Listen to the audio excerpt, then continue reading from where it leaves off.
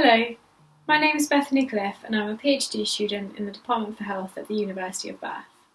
Today I'm going to be talking you through a paper that was recently published in the Journal of Child and Adolescent Mental Health, and the paper is called Clinicians' Use of and Attitudes Towards Technology to Provide and Support Interventions in Child and Adolescent Mental Health Services. The paper is by myself, Abigail, Croker, Denne and Professor Stallard. So to give you a bit of a background, technology-based tools can be good as they can help services to increase their capacity, as well as overcoming some of the barriers that individuals may experience when seeking face-to-face support. These tools can range from things such as telecommunications to computerized CBT, smartphone apps or YouTube videos, things like that. And they can help to support face-to-face interventions through things like mood monitoring or psychoeducation, or they can actually work as standalone interventions in themselves. They can be particularly helpful in CAMHS, with the majority of children and adolescents in the UK now having access to the internet. And research has also shown that some young people are indeed open to the idea of receiving support in this way. So, it seems like technology could offer solutions to some of the problems that young people experience when seeking support. However, research suggests that it isn't necessarily being used still in mental health services. So the attitudes towards technology held by mental health professionals have been identified as a key factor in whether they're implemented or not, and yet despite this, the attitudes towards technology were still largely unknown. So that leads me to the aims of our study. We wanted to firstly understand if mental health professionals are using these technology tools in their services.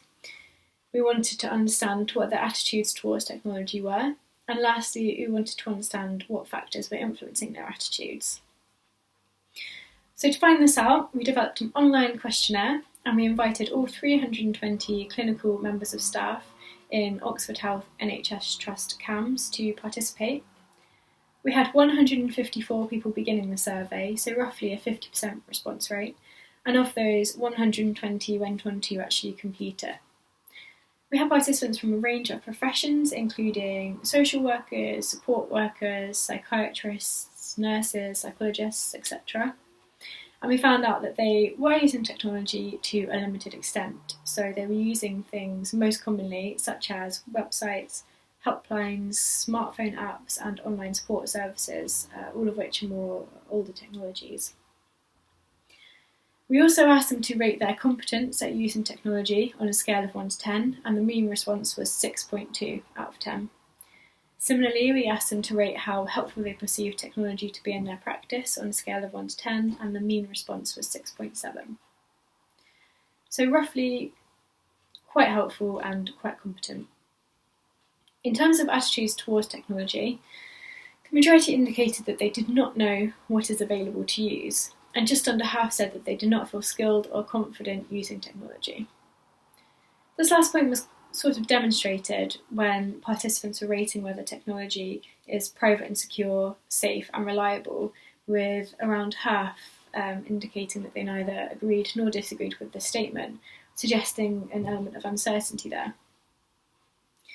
Positive attitudes towards technology were also endorsed. For example, they widely acknowledged that technology can be appealing to young people, it can be helpful to engage those struggling with face-to-face interventions, and that it can be convenient, accessible, and able to offer earlier access to support. Participants perceived the role of technology to be for providing psychoeducation, providing access to a wide range of resources, and helping to enable peer support, but that it is not a solution to a lack of available trained therapists. In terms of any factors influencing attitudes, there was no differences relative to gender or profession. However, age and level of technology use did make a difference. So, for example, young participants rated themselves as more competent at using technology, and they rated it to be more helpful compared to older participants who more strongly endorsed not feeling skilled or confident. For the people using technology more so, they rated it to be more helpful and they rated themselves as more competent using it compared to people who used it less so, who instead indicated that they did not feel skilled or confident using it, they didn't know what's available and they perceived technology to be unsafe. So overall, attitudes towards technology were somewhat mixed, and they were influenced by age and level of technology use. There were some positive attitudes towards technology that were widely endorsed, but also there was a lot of uncertainty around what's available, whether it's safe, reliable and secure. Technology was perceived as helpful by clinical staff, but older technologies were most commonly used, with newer technologies such as VR therapy or avatar therapy rarely being used. So from this, we did take an overall interest and a positive attitude towards technology, but that this wasn't particularly reflected in practice. So moving forward, it could be helpful to offer training and workshops around technology-based tools for mental health support. And research suggests that being shown demonstrations of how to use certain technologies can increase interest in their use and increase acceptability ratings. So this could be one avenue worth exploring. It's worth noting some limitations of this study. So firstly, participants were only recruited through one NHS trust, and Oxford Health has been identified as a digitally advanced mental health trust. So it could be that attitudes towards technology and its use would be very different in different trusts. Also, we had about a 50% response rate, and those people may be individuals who are perhaps more favourably disposed to using technology. And finally, this was an online questionnaire, so there wasn't much scope for follow-up questions or in-depth responses, and this may have limited our results. So to sum up, in order to move forward and incorporate technology more widely into services, concerns need to be addressed so that staff can feel confident using technology.